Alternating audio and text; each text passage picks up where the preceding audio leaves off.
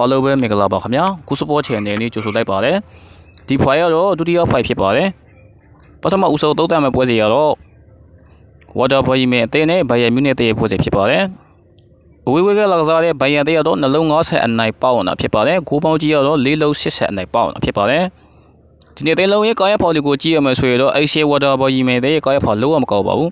Bayern တဲ့ကာယဖော်တော်တော်လေးကောင်းအောင်ဖြစ်ပါတယ်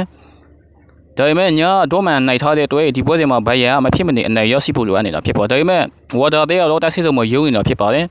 ဒါပေမဲ့ဒီပွဲစဉ်မှာတော့ဘိုင်ယန်ပဲအနိုင်ရရှိလို့မဟုတ်ကျွန်တော်ထင်ဘာဖြစ်လို့ဆိုတော့ဘိုင်ယန်မှာဗျလူတွေအားလုံးပြန်ကောင်းနေဗျဒါရပြဿနာနေဘိုင်ယန်တော့အနည်းဆုံးနှလုံးလောက်တော့ပြန်နိုင်မယ်လို့ကျွန်တော်ထင်တယ်ဗျဒီပွဲစဉ်မှာကျွန်တော်ဘိုင်ယန်ပိုဒီကိုကျွန်တော်ကြိုက်ပါတယ်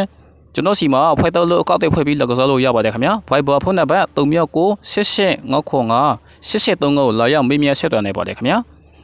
နောက်ထပ်ပွဲစီတစ်ပွဲကတော့မာဆီအသင်းနဲ့ software ပွဲတွေပွဲစီဖြစ်ပါတယ်မာဆီတွေကတော့တလုံး80အနိုင်ပေါအောင်တာဖြစ်ပါတယ်ဂိုးပေါင်းကြီး3လုံး30အနိုင်ပေါအောင်တာဖြစ်ပါတယ်အဲ့ရှေမာဆီတွေရဲ့ကားရဖော်ကြည့်ရမယ်ဆိုရင်တော့အဲ့ရှေမာဆီတွေရဲ့ကားရဖော်လုံးဝမကောက်ဘူး software ပွဲရဲ့ကားရဖော်လည်းအရင်မကောက်ဘူးဗျဒါပေမဲ့အဲ့ရှေမာဆီတွေမှာပြီးခဲ့တဲ့ပတ် PHG ကိုဆုံးနေတဲ့ပွဲမှာ manager ကိုထုတ်ပယ်လိုက်ပြီဖြစ်ပါတယ်ဒါကြောင့်ဒီပွဲစဉ်မှာ manager မရှိတဲ့အတွက်လက်ထောက်မန်နေဂျာနဲ့ပဲကစားမှာဖြစ်ပါတယ်။ software ဘိုးတွေကတော့ကားဖာရေးလည်းမကောက်ဘူးပြ။ဘာဖြစ်လဲဆိုတော့ဒီပွဲစဉ်မှာကျွန်တော်တို့မာဆီအနိုင်ရရှိတော့မှကျွန်တော်ထင်မာဆီတွေကဗျာတော်တော်လေးကိုကြီးမအောင်တော့တော်တော်လေးကြာပြီဗျာ။မာဆီကတလုံးဆက်ဆံနေဆိုတော့ဗျာအနည်းဆုံးတော့တလုံးတော့မာဆီအနိုင်ရရှိတော့မှကျွန်တော်ထင်တယ်ဗျာ။ဒီပွဲစဉ်ကမာဆီအနိုင်ရဖို့အတွက်အချိန်တန်ပြီလို့ကျွန်တော်ထင်တယ်ဗျာ။ဒီပွဲစဉ်မှာကျွန်တော်အရှိမာဆီပိုတီပဲကျွန်တော်ကြိုက်ပါတယ်။နောက်ထပ်ပွဲစဉ်တစ်ပွဲကတော့ Norway အသင်းနဲ့ Weblo တဲ့ပွဲစဉ်ဖြစ်ပါတယ်ဒီပွဲစဉ်ကတော့ England FA ဖလားပွဲစဉ်တစ်ပွဲဖြစ်ပါတယ် Norway တဲ့ကတော့တရီခနဲ့ဆက်ဆုံးပေါက်နေတာဖြစ်ပါတယ်ဂိုးပေါင်းကြီးကတော့3လုံး90အနိုင်ပေါက်နေတာဖြစ်ပါတယ်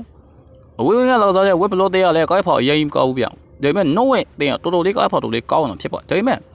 ဒီ FA ဖလားမှာကျွန်တော်တို့ Norway ပဲနောက်တစ်စစ်ကိုတင်လဲတော့မလို့ကျွန်တော်ထည့်တယ်ဗျဒီပွဲစဉ်မှာကျွန်တော် Norway ဘူဒီပဲကျွန်တော်ကြိုက်ပါတယ်ခင်ဗျာ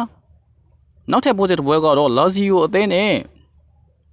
အတလာတာတဲ့ပွဲစဉ်ဖြစ်ပါတယ်။အဲ့ရှင်လာဇီယိုတဲ့နဲ့အတလာတာတဲ့ပွဲစဉ်မှာ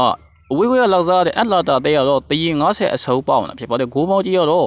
နှလုံး60အစုပ်ပေါက်နေတာဖြစ်ပါတယ်။ဒီနေ့တဲ့လုံးရဲ့ကားရဖော်ကိုကြည့်ရမယ်ဆိုရင်တော့အဲ့ရှင်လာဇီယိုတဲ့ကတော့တရီပွဲတွေတော့အများကြီးကစားတာဖြစ်ပါတယ်။အဝေးလောက်စားတဲ့အတလာတာတဲ့ကတော့ကားဖော်တော်တော်လေးကောင်းနေတာဖြစ်ပါတယ်။ဒါပေမဲ့ဒီပွဲစဉ်မှာကျွန်တော်တို့ဗျာ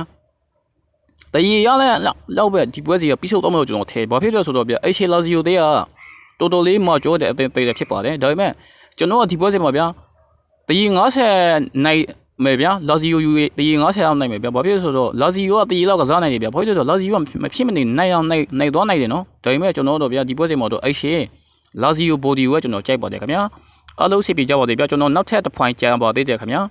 ကျွန်တော်စီမှာဖိုက်တယ်လို့အကောက်တက်ဖွဲ့ပြီးလက်ကစားလို့ရပါတယ်ခင်ဗျာ Viber ဖုန်းနံပါတ်3998858839ကိုလာရောက်မေးမြန်းဆက်သွယ်နိုင်ပါတယ်ခင်ဗျာအားလုံးစိတ်ပြကြပါစေဗျာ